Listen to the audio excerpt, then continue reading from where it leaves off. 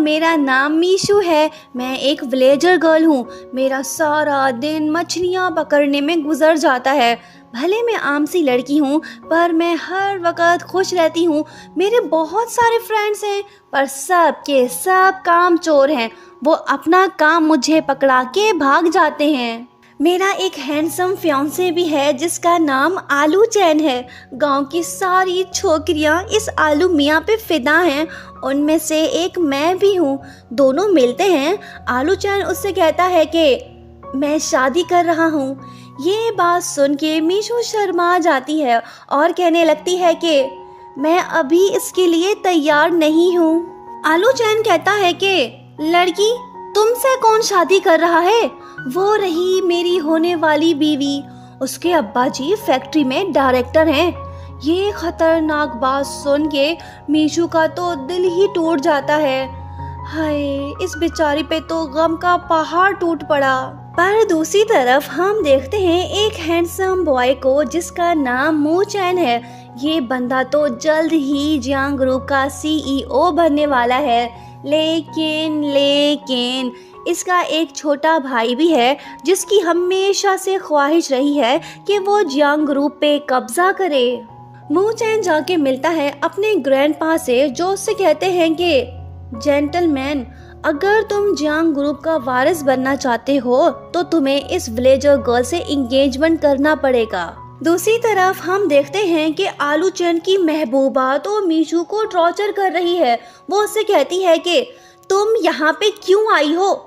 सब मिलके उसे बुली करने लगते हैं।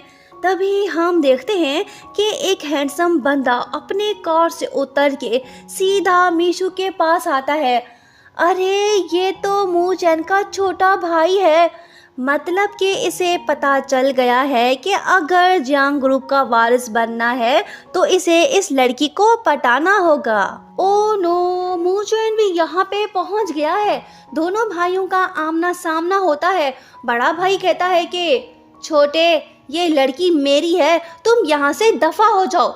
ये बात सुन के वहाँ पे मौजूद सभी लोग बड़े हैरान होते हैं क्योंकि मार्केट में ये खबर चल रही है कि मू चैन की फियांसे तो लिनशू है। बहरहाल वो अपने छोटे भाई से कहता है कि अगर तुम यहाँ से नहीं गए तो मैं आधे घंटे में तुम्हारे सारे शेयर्स खरीद लूंगा। जियांग चैंग उससे कहता है कि ओ भाई, मैं तो डर गया, मैं कहाँ जाके छुपूं? बहुत हुआ मजाक। सुन बड़े भाई, क्या होगा अगर ये लड़की मुझसे प्यार कर बैठे, फिर तुम क्या करोगे? ये बात बोल के जियांग चैंग वहाँ से चला आता है। मू चैन मीशू के पास आता है और उससे कहने लगता है कि लड़की, क्या तुम मेरी फियांसे बनोगी? दोनों एक दूसरे को देखने लगते हैं। मू चैन उसे उठा लेता है पर जाने से पहले वो आलू चैन की महबूबा से कहता है कि अपने अब्बा जी को बता देना कि मैंने उसे जॉब से निकाल दिया है। अरे अरे, इसकी खुशी तो मातम में बदल गई। मीशू मू चैन को थैंक्स बोलती है और उससे कहती है कि तुम मुझे अगले स्टॉप पे उतार देना। मू चैन कहता है कि नहीं, तुम मेरे साथ चल रही हो मेरे ग्रैंडपा से मिलने। मीशू कहती है कि क्यों? किस खुशी में? मैं क्यों तेरे दादाजी से मिलूं? मू चैन कहता है कि नो बकवास, सीधी बात, आज से तुम मेरी फियांसी हो। मीशू कहती है कि अगर मैं ना कहूँ तो तुम क्या कर लोगे? मू चैन अपने ड्राइवर से कहता है कि चलो यहाँ से। मीशू बेचारी तो सारा दिन मछलियाँ पकड़ती है, अब इसके कपड़ों से बदबू तो आएगी ना। मू चैन तो ठहरा अमीर ज़्यादा, हल्की सी बदबू से भी इन लोगों को परेशानी होती है। वो कहती है कि सॉरी, मैंने अच्छे कपड़े नहीं पहने हुए। मू चैन कहता है कि कोई बात नहीं, वो मैं देख लूँगा। मीशू कहने लगती है कि मुझे पता है कि तुम मुझे लाइक करते हो, पर इसका मतलब ये तो नहीं कि तुम मेरे साथ ज़बरदस्ती करोगे। बताओ तुम मेरे साथ क्या करने वाले हो? एक बात और, हमें एक दूसरे की रिस्पेक्ट करना होगी। मुझे उम्मीद है कि तुम खुद पे कंट्रोल करोगे और हाँ, तुम मेरे प्यार में पागल मत हो जाना। मू चैन कहता है कि बस यही कहना था या कुछ और कहना बाकी है? दोनों घर पहुंचते हैं। इस ससुरे का आलीशान घर देख के मीशू तो बड़ी हैरान होती है। तभी हम देखते हैं फीमेल स्टार लिनशू को, जो कि मीशू से मिलने आ रही है। उसे आते देख मीशू मैनेजर से पूछती है कि क्या यही लड़की मू चैन की फियांसे है। वो कहता है कि हाँ यही है। लिनशू तो घमंडी लड़की निकली। वो मीशू का खूब मजाक उड़ाती है और उसे बदबूदार लड़की कहती है। लगता है कि मू चैन भी लिनशू के साथ खुश है, इसे मीशू में कोई इंटरेस्ट नहीं। उसके बाद जब सभी दादाजी के पास जाते हैं तो हम देखते हैं कि चश्मा ना पहनने की वजह से दादाजी को गलत फहमी होती है। वो लिनशू को मीशू समझ लेते हैं। गलती का एहसास होते ही वो मीशू से कहते हैं कि तुम यहीं पे रुको, मैं किसी से मिल के आता हूँ। मीशू घर का मुआयना करने लगती है और सोचती है कि ये सारे लोग अजीब हैं, मैं कहाँ फंस गई। तभी मीशू का पाँव स्लिप होता है, पर टेंशन की कोई बात नहीं, हीरो इसे बचा लेगा। अरे नहीं, रोमांटिक सीन शुरू हो गया। इनकी दिल की धड़कनें तो तेज हो गई। मीशू सोचने लगती है कि वाओ, ये बंदा कितना हैंडसम है। जियांग चैन सोचता है कि छी छी, ये लड़की इतनी बदबूदार क्यों है। ठीक है, कुछ पाने के लिए कुछ खोना पड़ता है, मैं ये सब बर्दाश्त कर लूंगा। मीशू सोचती है कि मेरी किस्मत वहाँ चमक उठी। दोनों के दोनों भाई हैंडसम हैं, समझ नहीं आ रहा कि मैं किसको चुनूं। ये तो ख्यालों की दुनिया में खो गई और हीरो इसे संभाल ना पाया और गिर पड़ा। लिनशू मू चैन से पूछती है कि तुम्हारे ग्रैंडपा ने इस लड़की में ऐसी क्या खूबी देखी, क्या तुम इससे शादी करोगे। मू चैन कहता है कि पता नहीं क्या होगा मेरा, छोड़ो इस बात को, हमें पार्टी में जाना है। दूसरी तरफ जियांग चैन मीशू का दिल जीतने की पूरी कोशिश कर रहा है। इसने तो पहले से ही सारा बंदोबस्त कर रखा है। मीशू सोचने लगती है कि इतने सारे ड्रेसेस, समझ नहीं आ रहा कि कौन सा वाला चूज करूं। जियांग चैन इस मामले में उसकी हेल्प करने लगता है। लगता है कि मीशू को फैंसी ड्रेसेस ज्यादा पसंद नहीं, ये तो अच्छी बात है। जियांग चैन उससे कहता है कि कोई बात नहीं, तुम इनके साथ मेकअप रूम जाओ, ड्रेस को बाद में चूज कर लेंगे। मू चैन ने मीशू के लिए ऑलरेडी एक ड्रेस चूज कर रखा है। लिनशू उससे पूछती है कि तुम ऐसा क्यों कर रहे हो। वो बताता है कि ये प्लान का हिस्सा है। जब एक बार जियांग चैन की मॉम ने ये ड्रेस पहना था तो दादाजी उस पे काफी गुस्सा हुए थे। अगर मीशू ये ड्रेस पहन के पार्टी में जाएगी तो मुझे यकीन है कि दादाजी का मूड खराब हो जाएगा। दूसरी तरफ बेचारी मीशू इन सब बातों से अनजान है। अरे नहीं, इसे तो वही ड्रेस पहना हुआ है जो मू चैन ने इसके लिए चूज किया था। वो मू चैन के पास जाती है और उसे थैंक्स बोलती है। लिनशू भी अच्छे से तैयार हुई है। वो मू चैन से कहने लगती है कि डार्लिंग, हमें चलना चाहिए, अगर देर से पहुँचे तो दादाजी गुस्सा होंगे। दूसरी तरफ जियांग चैन को ये न्यूज़ मिलती है कि ग्रैंडपा का मूड बदल गया है। जियांग ग्रुप का वारिस बनने के लिए अब इसे मीशू से शादी करने की कोई ज़रूरत नहीं। इसकी ये टेंशन तो ख़त्म हुई। लगता है कि अब ये मीशू को चेस नहीं करने वाला। दूसरी तरफ बेचारी मीशू ब्यूटी पार्लर में अकेली बैठी है। टाइम बहुत हो गया, अब इसे यहाँ से जाना होगा। वो रोड साइड जाके खड़ी हो जाती है और मू चैन का वेट करने लगती है। बारिश भी शुरू हो जाती है और मू चैन का नंबर भी ऑफ जा रहा है। पार्टी में मीशू को ना देख मू चैन लिनशू से कहता है कि तुम मेरा वेट करो, मैं उसे ले आता हूँ। अगर वो पार्टी में ना आई तो हमारा प्लान चौपट हो जाएगा। दूसरी तरफ काफी वेट करने के बाद मीशू वहां से जाने लगती है। लेकिन हम देखते हैं कि एक कार तेजी से उसकी तरफ आ रही है। थैंकफुली उसे कुछ नहीं हुआ, पर इस इंसिडेंट ने बेचारी मीशू को काफी डरा दिया है। मू चैन भी आ पहुंचा है। मीशू इमोशनल होके उसे हग करती है और उससे कहने लगती है कि तुम पहले इंसान हो जिसे मेरी फिक्र है। तुम्हें पता है आज मैं मरते मरते बची हूँ, प्लीज मुझे छोड़ के मत जाओ। मीशू को तो इसका असली रूप नजर नहीं आ रहा, पर दूसरी तरफ हम देखते हैं कि पार्टी के दौरान ग्रैंडपा सबको बताने लगते हैं कि 20 साल पहले मैं और मेरे बेस्ट फ्रेंड के बीच एक एग्रीमेंट हुआ था। मैंने उसे प्रॉमिस किया था कि मैं उसकी पोती की शादी अपने पोते से करवाऊंगा। तो आज मैं ये अनाउंस करता हूँ कि मीशू की इंगेजमेंट नेक्स्ट मंथ जियांग चैन से होगी। ये बात सुन के जियांग चैन खुद भी शॉक्ड होता है, पर लिनशू तो काफ़ी खुश है और सोचने लगती है कि शुक्र है उस लड़की से जान छूटी, अब मू चैन मेरा है। दूसरी तरफ मू चैन मीशू से कहने लगता है कि हमें चलना होगा, ग्रैंडपा हमारा वेट कर रहे हैं। जब ये दोनों कार में बैठते हैं तो तभी मू चैन को दादाजी के अनाउंसमेंट की न्यूज़ मिलती है।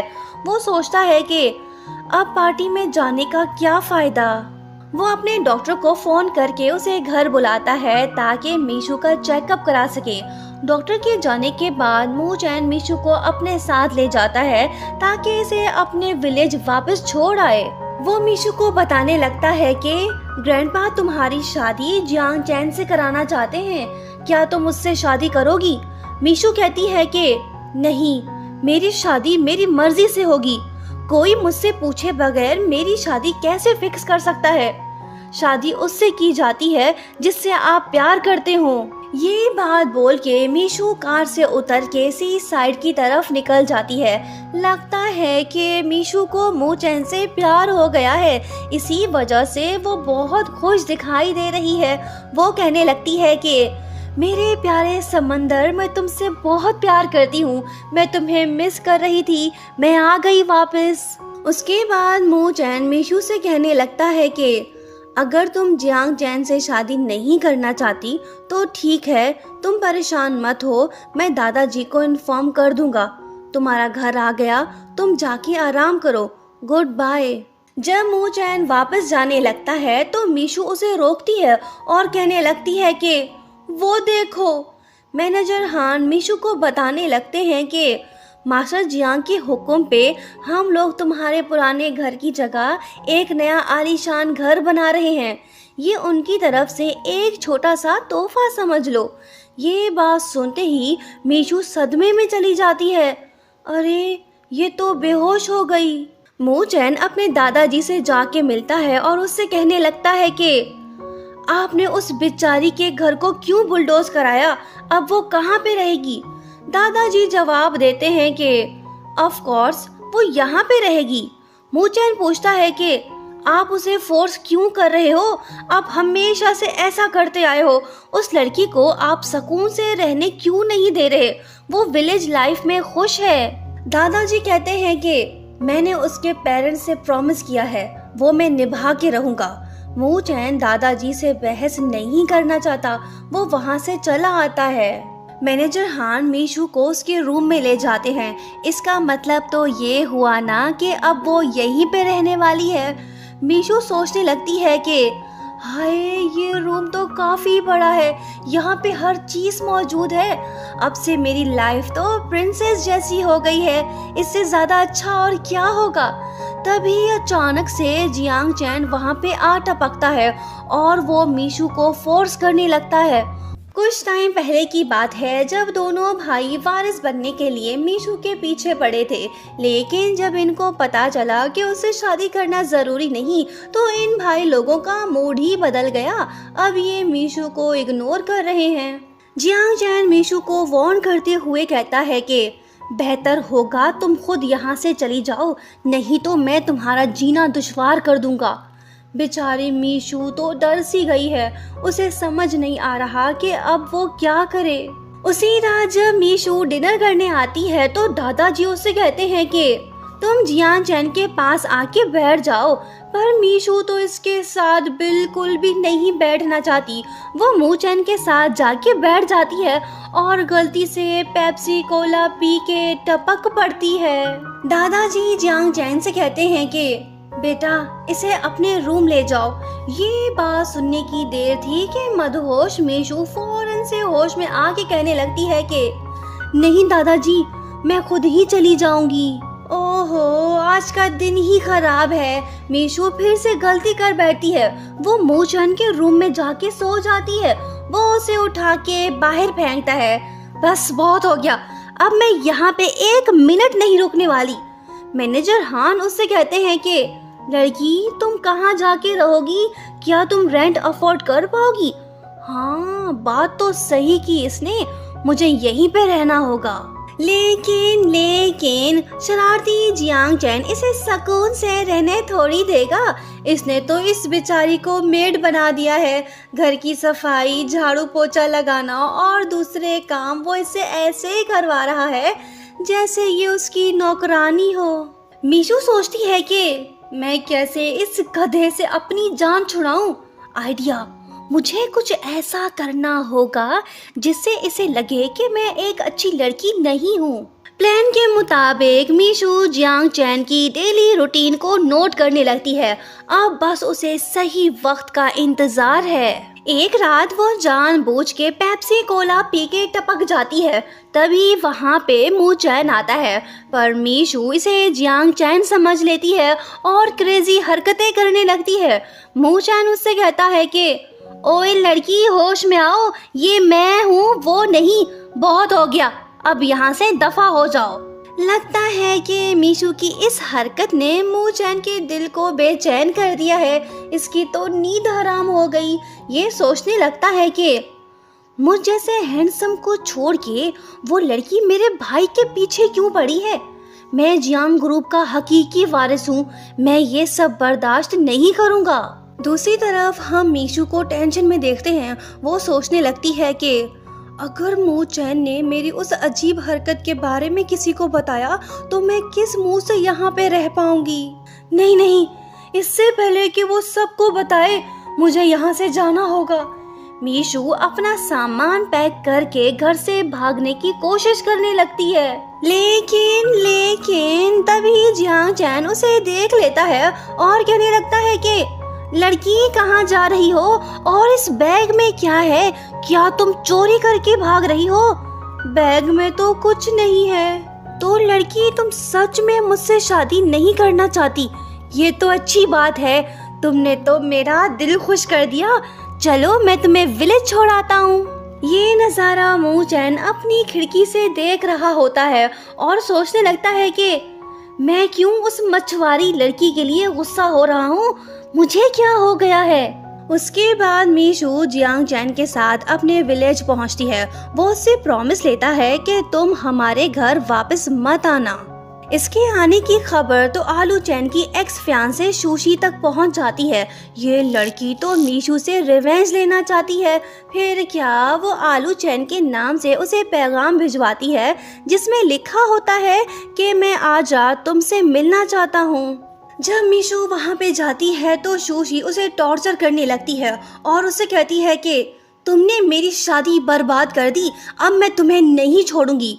ये सब मिलके मीशू को इतना टॉर्चर करते हैं कि मीशू बेचारी बेहोश हो जाती है, जिसके बाद वो इसे वहीं मरने के लिए छोड़ के भाग निकलते हैं। दूसरी तरफ हम देखते हैं कि मू चैन के लोग उसे फोन पे बताते हैं कि मीशू आज शाम से गायब है, वो अपने होटल रूम वापस नहीं आई।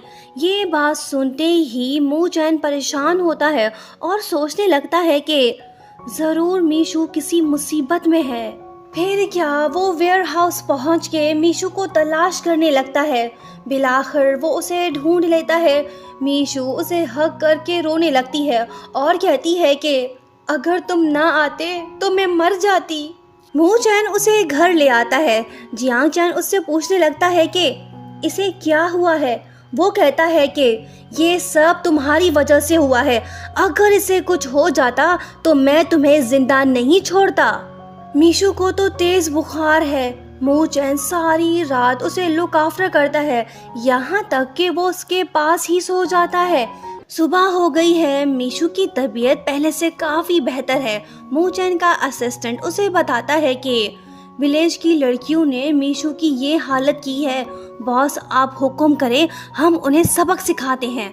मू चैन कहता है कि नहीं, इस मामले को मैं खुद हैंडल कर लूँगा, फिलहाल कुछ करने की ज़रूरत नहीं। उसके बाद हम देखते हैं कि मीशू नींद से उठती है। थैंकफुली अब उसकी तबीयत सेट हो गई है। मूचन उससे कहता है कि चलो बाहर वॉक करने चलते हैं, मैं तुम्हें कहीं ले जाना चाहता हूँ। मीशू उसके साथ जाती है। अरे नहीं, ये तो वही वेयर हाउस है जहाँ पे कल रात मीशू को बुली गर्ल्स ने बांध के रखा था। वो उससे पूछती है कि हम यहाँ पे क्यों आए हैं। मूचन जवाब देता है कि हम उनसे रिवेंज लेने आए हैं। मीशू कहती है कि इसकी कोई जरूरत नहीं। मूचन कहता है कि कोई तुम्हें बुली करे ये मैं हरगिज बर्दाश्त नहीं करूँगा, तुम चलो मेरे साथ। दोनों वेयर हाउस के अंदर जाते हैं। मूचन के हुक्म पे उसके लोग इन बुली गर्ल्स के साथ वही कुछ करने लगते हैं जो इन्होंने मीशू के साथ किया था। मीशू मूचन को रोकने की कोशिश कर रही है। वो उससे रिक्वेस्ट करती है कि प्लीज तुम इनको जाने दो। मूचन मान जाता है और उन गर्ल्स को वार्न करता है कि अगर आइंदा ऐसी हरकत की तो तुम सब जिंदा नहीं बचोगे। दूसरी तरफ जियान जैन को हम थोड़ा सा परेशान देखते हैं। वो सोचने लगता है कि क्या मीशू मेरी वजह से हर्ट हुई है। ओ अब मैं समझा, कहीं मेरा भाई मीशू को पसंद तो नहीं करने लगा है। क्या मीशू मेरी सिस्टर इन लॉ बनने वाली है। नहीं, मुझे कुछ करना होगा, मैं दादाजी को नाराज नहीं कर सकता। ये वाला भाई भी अपने बंदों को लेकर घर से निकल पड़ता है। दूसरी तरफ बुली गर्ल्स काफ़ी कोशिशों के बाद खुद को छुड़ा पाती हैं, लेकिन तभी जियांग चैन वहाँ पे आ पहुँचता है। अब इनकी खैर नहीं, असल मारपीट तो अब शुरू होगी। अब इस वाले भाई की बारी इनको मज़ा चखाने की। खूब मार खाने के बाद बुली गर्ल्स एक दूसरे से कहने लगती हैं कि इससे पहले कि उनकी फैमिली का कोई और बंदा आ जाए, चलो जल्दी से यहाँ से भाग चलते हैं। जब ये सब भाग रही होती हैं तो तभी दादाजी के लोग मैनेजर हान की क़यादत में वहाँ पे आ पहुँचते हैं। अरे नहीं, इनकी तो वाकई में किस्मत खराब है, किनसे पंगा ले लिया, अब ये तीनों नहीं बचने वाली। थैंकफुली मैनेजर हान इनकी हालत पे तरस खाते हैं। वो इन्हें जाने देते हैं, जल्दी से भागो, कहीं दादी अम्मा के लोग भी ना आ जाए मारने। वैसे मूचैन की कोई दादी नहीं, अब ये बात इनको नहीं पता।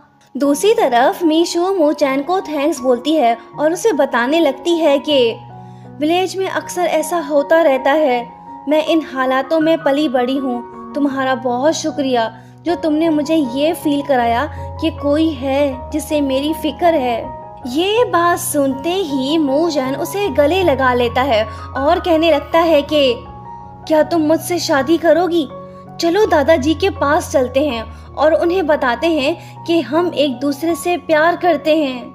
ये रोमांटिक बात सुन के मीशू बहुत खुश होती है और सोचने लगती है कि क्या ये लव कन्फेशन है। मूचैन एक बार फिर से उससे पूछता है कि क्या तुम मुझसे शादी करने के लिए तैयार हो। मीशू शर्मा के जवाब देती है कि हाँ मैं करूँगी। लेकिन तभी मूचैन उससे कहने लगता है कि जब मैं जियांग ग्रुप का कंट्रोल संभाल लूँगा तब हम डिवोर्स ले लेंगे।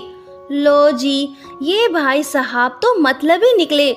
मीशू की खुशी गम में बदल गई। मूचैन बताता है कि मैं काफ़ी टाइम से इस बारे में सोच रहा था, अब यही बेस्ट वे है, हमें कपल बनने की एक्टिंग करना होगी। क्या तुम मेरा साथ दोगी। अगर तुम्हारी कोई कंडीशन या रिक्वायरमेंट है तो वो मैं पूरा करने के लिए तैयार हूँ। बेचारी मीशू इसे ना तो नहीं बोल सकती क्योंकि मूचैन ने उसकी जान जो बचाई है।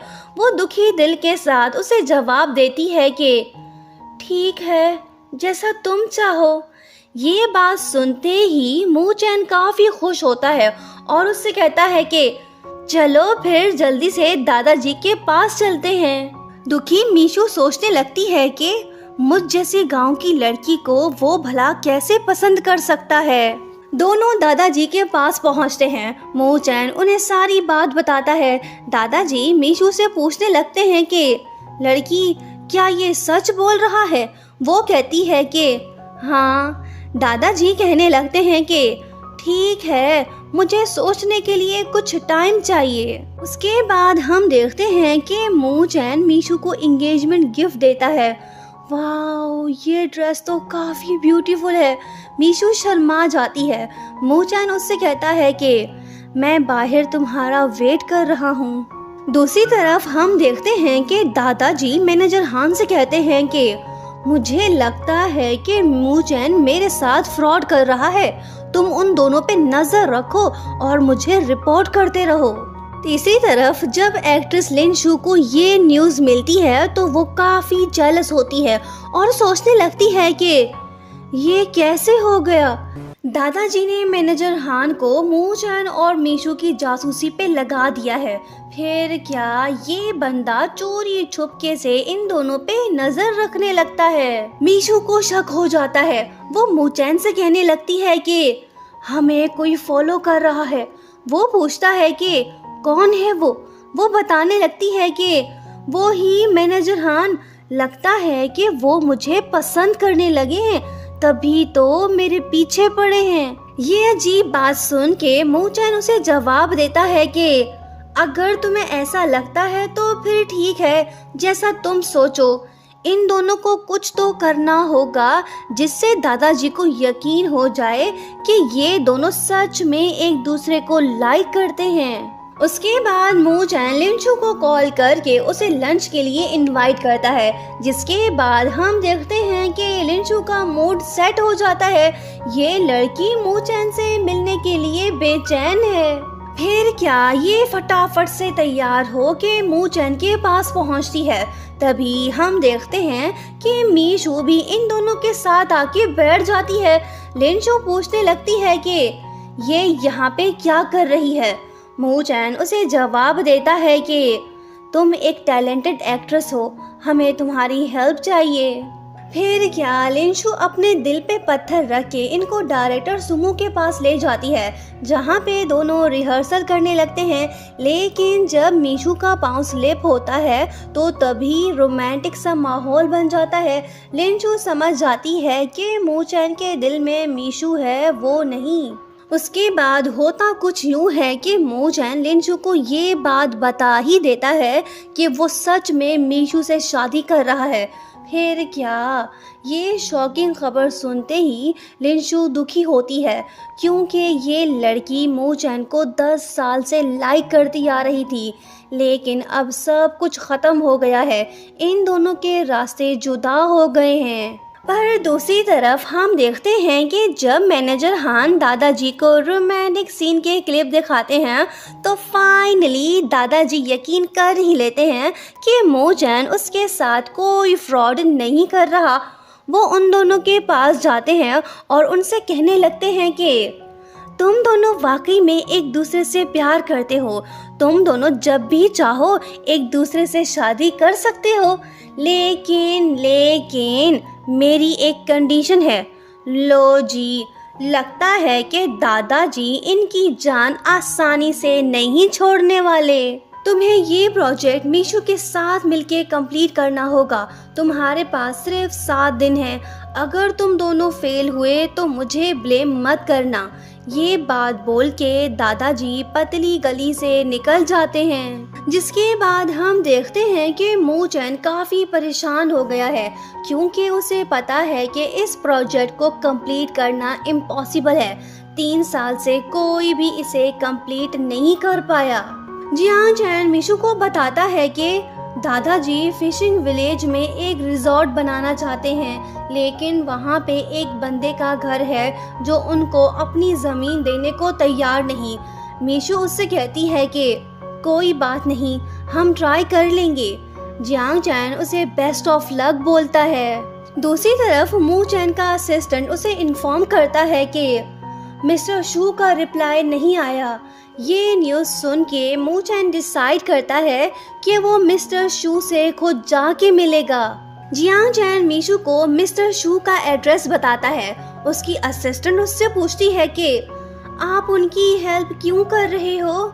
वो बताता है कि मुझे लगता है कि मीशू इस प्रॉब्लम को सॉल्व कर सकती है। उसकी खुशी में मेरी खुशी है। मैं चाहता हूँ कि वो सक्सेसफुल हो। दूसरी तरफ हम देखते हैं कि मीशू और मूचैन मिस्टर शू के पास जा पहुंचते हैं, पर ये बंदा तो इन दोनों से मिलने को तैयार ही नहीं। दोनों मायूस होकर लौटते हैं। मूचैन के दिमाग में हलचल होने लगती है। वो मीशू से पूछता है कि क्या तुम फिशिंग करना जानती हो? वो कहती है कि ये भी पूछने की बात है, मैं सारी जिंदगी यही तो करती आई हूँ। उसी दिन दोनों सी साइड के पास जाते हैं जहाँ पे मिस्टर शू पहले से मौजूद होते हैं। मूचैन मीशू से कहता है कि यही सही टाइम है। मीशू के पास ढेर सारे शेल फिश देख के मिस्टर शू उससे पूछते हैं कि लड़की, क्या तुम मुझे बता सकती हो कि इनको कैसे ढूंढा जाता है? मीशू उसे सब कुछ बताती है। मिस्टर शू खुश होते हैं।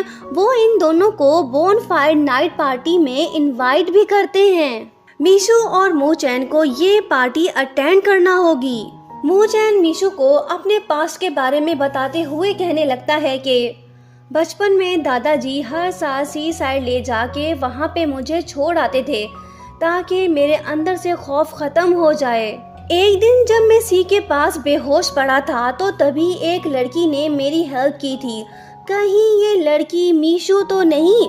बहरहाल पार्टी एंड होने के बाद मिस्टर शू फाइनली मान जाते हैं। ये इतनी आसानी से कैसे मान गए? इसके पीछे भी एक कहानी है।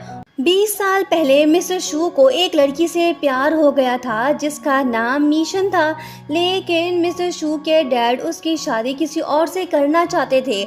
इसी वजह से दोनों का ब्रेकअप हो गया। बाद में मीशन ने एक विलेज बॉय से शादी की, जिसके बाद उन्होंने एक बेटी को जन्म दिया।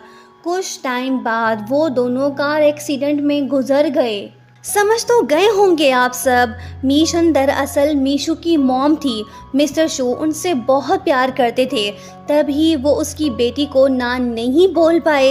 एक और बात, मिस्टर शू ने मीशू को नहीं बताया कि मीशन उसकी मॉम थी। बहरहाल आगे बढ़ते हैं। मिस्टर शू तो राजी हो गए। मूचैन और मीशू काफी खुश हैं। तभी मूचैन को दादाजी का फोन आता है। वो उससे बात करने के लिए जाता है। तभी हम देखते हैं कि एक ट्रक तेजी से मीशू की तरफ आ रही है। जब मूचैन ये देखता है तो वो फौरन से आके मीशू को सेव करता है, लेकिन वो खुद इंजर्ड हो जाता है। उसे जमीन पे बेहोश पड़ा देख मीशू रोने लगती है। यहाँ हमें ये बात भी पता चलती है कि दरअसल मीशू ही वो लड़की है जिसने 10 साल पहले मूचैन की जान बचाई थी। थैंकफुली मूचैन को कुछ नहीं हुआ। दोनों एक दूसरे से गले मिलते हैं। आज प्रूव हो गया कि ये दोनों सच में एक दूसरे से काफी प्यार करते हैं। उसके बाद हमें पता चलता है कि मीशू पे अटैक दादाजी ने करवाया था। उन्होंने ऐसा क्यों किया ये तो हमें आगे पता चलेगा। मगर दूसरी तरफ मूचैन हॉस्पिटल में एडमिट है। दादाजी उससे मिलने आते हैं। वो उसे बताते हैं कि वो जियांग ग्रुप का कंट्रोल उसके हवाले करने जा रहा है। जाने से पहले दादाजी मीशू से कहते हैं कि तुम्हारा घर बनके तैयार हो गया है, तुम जाके उसे देख आओ। मैनेजर हान तुम्हें वहाँ पे ले जाएंगे। मूचैन को जो चाहिए था वो उसे मिल गया। फिर क्या, ठीक होने के बाद वो मीशू को अपने साथ ले जाता है ताकि वो वेडिंग ड्रेस पसंद करे। दोनों काफ़ी खुश दिखाई दे रहे हैं। लगता है कि मूचैन मीशू से कुछ कहना चाहता है, लेकिन वो कह नहीं पाता। तभी उसका असिस्टेंट वहीं पे आता है। वो उसके साथ जाता है। असिस्टेंट उसे वेडिंग थीम के बारे में बताता है। मूचैन उससे कहता है कि मीशू गांव की लड़की है, उसे नेचर से काफ़ी प्यार है। मैं भी उसे वही माहौल देना चाहता हूँ ताकि हमारी शादी यादगार हो। असिस्टेंट उससे पूछता है कि बॉस, एक बात समझ नहीं आ रही, आप तो मीशू से फेक मैरिज कर रहे हो, तो फिर इतना इंतज़ाम करने की क्या ज़रूरत है? वो बताता है कि बेवकूफ़, मीशू मेरे सपनों की रानी है, मैं उसे सरप्राइज देना चाहता हूँ। अब तुम जाओ, तुम्हें बहुत सारे काम करने हैं। फाइनली मीशू वेडिंग ड्रेस पसंद कर लेती है, लेकिन जब ये दोनों घर पहुँचते हैं तो तभी मूचैन को जोर का झटका लगता है। दादाजी ने उसके लिए एक और लड़की पसंद कर ली है जिसका ताल्लुक सुशी ग्रुप से है। अब दादाजी चाहते हैं कि मू चैन इससे शादी करे ताकि बिजनेस में उसे फायदा हो। मू चैन उन्हें साफ मना कर देता है, पर दादाजी तो ठहरे जिद्दी इंसान, वो उसकी एक नहीं सुनते। लो जी, हमें लगा कि ये दादाजी सुधर गए हैं, पर इन्होंने तो मू चैन को नई मुसीबत में डाल दिया है। बहरहाल आगे बढ़ते हैं। मू चैन दादाजी से पूछता है कि पहले तो आप मेरी शादी मीशू से कराना चाहते थे, अब आपको क्या हुआ? दादाजी जवाब देते हैं कि बेटा, सब कुछ प्लान के मुताबिक हुआ। मुझे पता था कि मिस्टर शू कैसे मानेंगे। मैंने मीशू को यूज़ किया ताकि हमारा प्रोजेक्ट कंप्लीट हो। मैंने ही मीशू को मारने के लिए बंदे भेजे थे। ये सच जान के मू चैन अपने दादाजी पे बहुत गुस्सा होता है और उनसे कहता है कि आप पागल हो गए हैं, आप मेरे दादाजी नहीं हो सकते। ये बात बोल के वो चला आता है। लेकिन हम देखते हैं कि मीशू ने इन दोनों की सारी बातें सुन ली है। वो मू चैन से कहती है कि हमारा कॉन्ट्रैक्ट यहीं पे एंड होता है, अब तुम्हें मुझसे शादी करने की ज़रूरत नहीं। मैं जहाँ से आई हूँ मुझे वहीं पे जाना होगा। मू चैन उससे कहता है कि प्लीज़ मत जाओ, मैं तुमसे बहुत प्यार करता हूँ। वो रोते हुए जवाब देती है कि अपना ख्याल रखना, खुश रहना, मुझे जाना होगा। ये बात बोल के वो चली आती है, जिसके बाद हम देखते हैं कि मू चैन का दिल टूट सा जाता है। दोनों जुदा हो गए। टाइम गुजरता है, हम मीशू को उसके विलेज में देखते हैं। टीवी न्यूज़ से उसे पता चलता है कि मू चैन की मैरिज सेरेमनी आज रात 8 बजे शुरू होगी। ये न्यूज़ सुन के वो दुखी तो होती है, लेकिन फिर भी वो कहने लगती है कि मू चैन तुम खुश रहना, मैं बस यही चाहती हूँ। आज न्यू ईयर नाइट है, 12 बजने वाले हैं। तभी हम देखते हैं एक पर्सन को जो मीशू के करीब जा रहा है। अरे वाह, ये हुई ना बात, आ गया और छा गया। मू चैन मीशू से पूछता है कि प्रिंसेस, क्या तुम मुझसे शादी करोगी? फाइनली दोनों का अधूरा प्यार पूरा हुआ। कहानी हुई ख़त्म। नेक्स्ट ड्रामा देखना मत भूलिएगा। Thank you so much for watching and subscribe for more videos.